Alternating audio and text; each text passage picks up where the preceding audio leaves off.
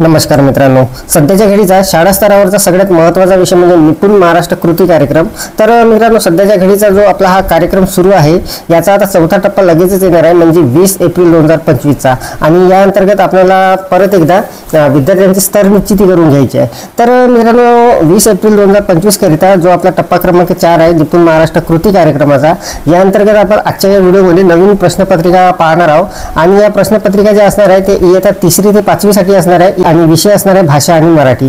तर नमस्कार मित्रांनो, मी राजमेश्राम मराठीशाळा.com या यूट्यूब चॅनलवर पुन्हा एकदा आपलं सहर्ष स्वागत आहे। मित्रांनो, निपुण महाराष्ट्र कृती कार्यक्रम 2025 5 मार्च 25 ते 30 जून 2025 पर्यंत चालणारा हा जो कार्यक्रम आहे, या अंतर्गत आता टप्पा क्रमांक 4 दिनांक 20 एप्रिल 2025 करिता नवीन प्रश्नपत्रिका कशा पद्धतीच्या असणार आहे इयत्ता 3री ते 5वी साठी, विषय असणार आहे भाषा आणि गणित। अत्यंत महत्त्वाचा व्हिडिओ असणार आहे, त्यामुळे व्हिडिओला स्किप न करता पूर्ण बघा।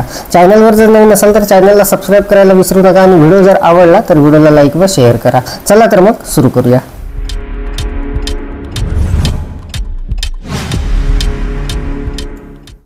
तर मित्रांनो, सर्वात अगोदर आपण प्रश्नपत्रिका कशा पद्धतीची असणार आहे हे जाणून घेणार आहोत आणि त्यानंतर व्हिडिओच्या शेवटी मी आपल्याला सांगणार आहे या प्रश्नपत्रिका आपल्याला कुठून आणि कशा प्राप्त होणार आहे, कुठून डाउनलोड करायचे आहे। तर मित्रांनो, आपण या व्हिडिओमध्ये इयत्ता 3री ते 5वी साठी जो कृती कार्यक्रम आहे त्या अंतर्गत मराठी आणि गणिताचा पेपर बघणार आहोत आणि लगेचच पुढच्या व्हिडिओमध्ये इयत्ता 2री साठीचा पेपर बघणार आहोत। तर मित्रांनो बघा, निपुण महाराष्ट्र कृती कार्यक्रम 2025 टप्पा क्रमांक 4 दिनांक 20 एप्रिल 2025 विद्यार्थ्याचे नाव येणार आहे, विषय असणार आहे मराठी वाचन आणि वर्ग असणार आहे 3री ते 5वी। तर बघा, अत्यंत सुंदर असा पेपर आपल्यापैकी एका बांधवांनी काढलेला आहे। तर बघा, प्रश्न पहिला असणार आहे वर्णमालेतील खालील अक्षरे वाचा। तर अशा पद्धतीचे काही अक्षरे तिथे दिलेली असणार आहे। त्यानंतर प्रश्न दुसरा असणार आहे खालील शब्द वाचा। तर इथे काही शब्द दिलेले आहे। त्यानंतर प्रश्न तिसरा खालील शब्द वाचा। तर इथे काही जोडाक्षरयुक्त शब्द वगैरे इथे आलेले आहेत। त्यानंतर प्रश्न चौथा आणि 5वा असणार आहे खालील मजकुराचे वाचन करा। एक छोटासा मजकूर तिथे देण्यात आलेला आहे 2 ओळीचा। त्यानंतर प्रश्न 6वा जो असणार आहे खालील वाक्य वाचा। तिथे काही वाक्य घेतलेले आहे मित्रांनो, 3 वाक्य घेतलेले आहे आणि ते विद्यार्थी ते वाचन करणार आहे। त्यानंतर प्रश्न 7वा जो असणार आहे खालील वाक्य वाचा। इथे काही वाक्य घेतलेले आहे, 3 वाक्य घेतलेले आहे। त्यानंतर प्रश्न 8वा जो आहे तो असणार आहे खालील उतारा वाचा। एक छोटासा उतारा घेतलेला आहे 4 ते 5 ओळीचा आणि हा उतारा तो विद्यार्थी वाचन करणार आहे। त्यानंतर प्रश्न 9वा जो असणार आहे मित्रांनो जोडाक्षरयुक्त वाक्य वाचा। तर हे जे वाक्य असणार आहे यामध्ये जोडाक्षरयुक्त शब्द जास्तीत जास्त असणार आहे। त्यानंतर प्रश्न 10वा आणि 11वा जो असणार आहे खालील वाक्य आरोह अवरोहासह वाचा। तर इथे काही वाक्य घेतलेले आहे, जवळपास 4 वाक्य घेतलेले आहे आणि ते वाक्य विद्यार्थी त्या पद्धतीने वाचणार आहे। त्यानंतर प्रश्न 12 आणि 13 असणार आहे सोप्या शब्दातील वाक्य वाचा। तर इथे काही वाक्य दिलेले आहे, ते वाक्य विद्यार्थी वाचणं अपेक्षित आहे। त्यानंतर प्रश्न 14वा जो असणार आहे जोडाक्षरयुक्त वाक्याचे वाचन करा। तर इथे काही वाक्य आहे, जोडाक्षरयुक्त शब्द त्यामध्ये आलेले आहे। त्यानंतर प्रश्न 15वा जो असणार आहे तो उचित आरोह अवरोहासह वाक्याचे वाचन करा अशा पद्धतीचा असणार आहे। यामध्ये 2 वाक्य घेण्यात आलेली आहे। त्यानंतर मित्रांनो बघा, नंतरचा जो पार्ट असणार आहे तो लेखनाचा असणार आहे। तर यामध्ये प्रश्न असणार आहे वर्णमालेतील अक्षरे पाहून लिहा। तर हे पाहून लिहिणार आहे ते विद्यार्थी। त्यानंतर प्रश्न असणार आहे खालील शब्द पाहून जसेच्या तसे लिहा। त्यानंतर प्रश्न 4था असणार आहे वर्णमालेतील अक्षरे ऐकून लिहा। त्यानंतर प्रश्न 5वा जो असणार आहे वर्णमालेतील अक्षरे व स्वरचिन्हे वापरून शब्द लिहा। त्यानंतर प्रश्न 6वा आणि 7वा असणार आहे स्वरचिन्हयुक्त व जोडाक्षरयुक्त शब्द ऐकून लिहा। त्यानंतर प्रश्न 8वा जो असणार आहे खालील वाक्य जसेच्या तसे पाहून लिहा। त्यानंतर यामध्ये काही वाक्य दिलेले आहे ते पाहून जसे तसे लिहिणार आहे। त्यानंतर प्रश्न 9वा जो असणार आहे खालील वाक्य आकलनासह पाहून लिहा अशा पद्धतीचा। त्यानंतर प्रश्न 10वा जो असणार आहे 10वा आणि 11वा वाक्य ऐकावं लिहा। यामध्ये आपल्याला त्या विद्यार्थ्यांना वाक्य सांगायचे आहे आणि ते लिहिणार आहे। त्यानंतर प्रश्न 12 आणि 13वा असणार आहे वाक्य ऐकावं लिहा। तर इथे 2 वाक्य घ्यायचे आहे। 14 आणि 15 असणार आहे वाक्य ऐकून लिहा।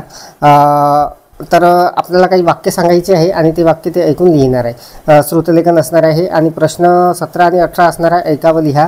एखादा उतारा छोटासा आपल्याला त्यांना सांगायचा आहे आणि ते लिहिणार आहे। तर मित्रांनो, या पेपरसोबत आपण मार्गदर्शिकासुद्धा देणार आहोत यावेळेस। तर बघा, संपूर्ण पेपर जाणून घेणार आहोत अगोदर। त्यानंतर असणार आहे मित्रांनो आपला गणिताचा पार्ट। तर विषय गणित संख्याज्ञान असणार आहे। तर अशा पद्धतीचे काही प्रश्न घेतलेले आहे। प्रश्न दुसरा 0 ते 9 पर्यंतच्या संख्या क्रमाने लिहा। 0 ते 9 पर्यंतच्या संख्या क्रमाने मोजा अशा पद्धतीचे हे काही प्रश्न आलेले आहे, जवळपास 14 प्रश्न इथे आलेले आहे आणि त्या पद्धतीचे ते असणार आहे आपल्या स्तरनीतीच्या पद्धतीचे. तर जवळपास बघा 15 असणार आहे. 51 ते 99 पर्यंत या संख्याक्रमाने म्हणा. 16 असणार आहे 67 व 89 संख्यामधील अधोरेखित अंकाची स्थानिक किंमत सांगा. अशा पद्धतीचे काही प्रश्न असणार आहे. यामध्ये प्रश्न 20 असणार आहे 0 ते 50 पर्यंतच्या संख्याक्रमाने अक्षरात लिहा. अशा पद्धतीचं हे असणार आहे. त्यानंतर संख्यावरील क्रिया, शेवटचा जो पार्ट आहे आपला संख्यावरील क्रिया. तर यामध्ये बघा सुरेशकडे 2 रुपये व रमेशकडे 2 रुपये आहेत, तर दोघांकडे एकूण किती रुपये आहे. अशा पद्धतीचे हे शाब्दिक उदाहरणे इथे घेण्यात आलेले आहे. तर बरेचसे इथे उदाहरण घेतलेले आहे मित्रांनो, जवळपास 7 उदाहरण आहे. त्यानंतर 8वा जो प्रश्न असणार आहे तो वस्तूचा वापर करून सोडवा. तर इथे एक छोटंसं उदाहरण घेतलेलं आहे. त्यानंतर यापैकी योग्य चिन्ह रिकाम्या जागी लिहा अशा पद्धतीचा प्रश्न आहे. त्यानंतर 10वा प्रश्न आहे रवींद्रकडे, हे सुद्धा शाब्दिक उदाहरण असणार आहे अशा पद्धतीचे. प्रश्न 13वा असणार आहे, एका कॅनमध्ये 8 लिटर रॉकेल होते, त्यातून 3 लिटर रॉकेल काढले तर त्या कॅनमध्ये किती रॉकेल राहिले अशा पद्धतीचा हा प्रश्न असणार आहे. प्रश्न 14वा असणाऱ्या वस्तूचा वापर करून सोडवा. 13 अधिक 4 बरोबर किती अशा पद्धतीचं. तर ते काही वस्तू वगैरे वापरतील आणि तो उदाहरण सोडवणार आहे. तर हे असणार आहे मित्रांनो संख्यावरील क्रिया. तर बघा यामध्ये पुन्हा दुसऱ्या पेजवर काही प्रश्न येणार आहे. तर बघा प्रश्न 17वा, वस्तूचा वापर करून वजाबाकी करा. त्यानंतर प्रश्न 18वा असणार आहे 20 वजा 12. 19 असणार आहे, मंगलाकडे 20 रुपये होते, तिने 12 रुपयाची पेन खरेदी केली व तिच्याकडे किती रुपये उरले. त्यानंतर 20वा प्रश्न असणार आहे 30 दिवस व 18 दिवस मिळून एकूण किती दिवस होतील.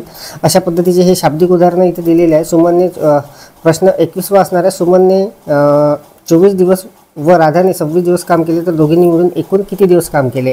त्यानंतर 22वा प्रश्न असणार सोडवा म्हणून 46 वजा 22 अशा पद्धतीचं ते उदाहरण असणार आहे. त्यानंतर 23वा असणार आहे, एका शेतकऱ्याकडे 48 शेळ्या होत्या, त्याने 22 शेळ्या विकल्या तर त्याच्याकडे किती शेळ्या उरल्या अशा पद्धतीचं असणार आहे. बेरजेचे काही उदाहरणं घेतलेले आहे. त्यानंतर 26वा प्रश्न मोहनकडे 47 व रोहनकडे 38 झाडे लावली तर दोघांनी मिळून एकूण किती झाडे लावली अशा पद्धतीचं असणार आहे. प्रश्न 27वा असणार आहे 86 वजा 53 अशा पद्धतीचा. 28वा असणार आहे 90 वजा 38 आणि जो 29वा आहे एकूण मित्रांनो संख्यावरील क्रियेमध्ये 29 स्तर आहे. त्यानुसार 29 प्रश्न बरोबर घेतलेले आहे. एका स्तरासाठी एक प्रश्न या पद्धतीनं संपूर्ण पेपर अगदी सुटसुटीत असा काढण्यात आलेला आहे. तर हे असणार आहे संख्यावरील क्रिया. त्यानंतर मित्रांनो यासोबतच आपण शिक्षक मार्गदर्शिकासुद्धा यामध्ये काढण्यात आलेली आहे. तर जसे आपल्याला काही शब्द वगैरे द्यायचे आहे, काही वाक्य त्या विद्यार्थ्यांना श्रुतलेखनामध्ये द्यायचे आहे, तर ते आपण या मार्गदर्शिकेच्या माध्यमातून देऊ शकता. तर बघा शिक्षक मार्गदर्शिकामधून प्रश्न 4 साठी हे काही अक्षर असणार आहे.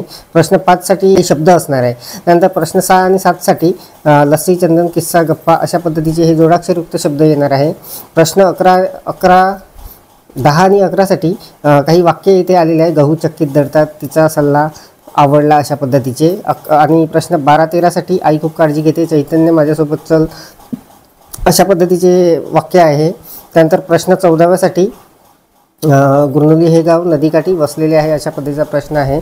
14, 15, 16 साठी हे 3 वाक्य इथे घेतलेले आहे. त्यानंतर प्रश्न 17 आणि 18 साठी चला आपण एकमेकांचा परिचय करून घेऊया अशा पद्धतीचे 4 वाक्य इथे घेतलेले आहे. तर मित्रांनो या पेपरमध्ये शिक्षकांसाठी मार्गदर्शिकासुद्धा जोडण्यात आलेली आहे आणि अत्यंत सुंदर असा पेपर एका सरांनी आमच्याकडील एका सरांनी काढलेला आहे. तर अत्यंत महत्त्वाचं हे असणार आहे मित्रांनो, कारण निपुण महाराष्ट्र कार्यक्रम अंतर्गत आपला जो कृती कार्यक्रम सुरू आहे त्याचा आता 4था टप्पा लवकरच येणार आहे.